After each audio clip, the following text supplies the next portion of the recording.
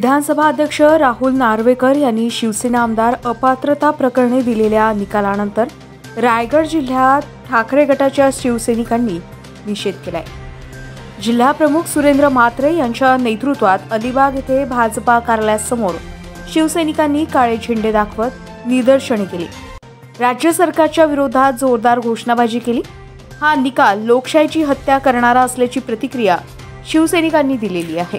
सरकारचा लोकशाहीची हत्या करणाऱ्या खोक्या सरकारचा लोकशाहीची हत्या करणाऱ्या प्रतिक्रियावरती निकालावरती आज जो निकाल लागलाय तो खरी लोकशाही आणि जे संविधान देशाचं हे पायदळी तोडवण्याचं काम या सरकारने केलेलं आहे आणि त्याच्यामुळे या सरकारचा निषेध करण्यासाठी आम्ही सगळेजण जमलेले आहोत। आणि ह्या सरकारचा नुसता असाच निषेध नाही तर जनता रस्त्यावर उतरून ह्या सरकारचा निषेध केल्याशिवाय आम्ही राहणार नाही।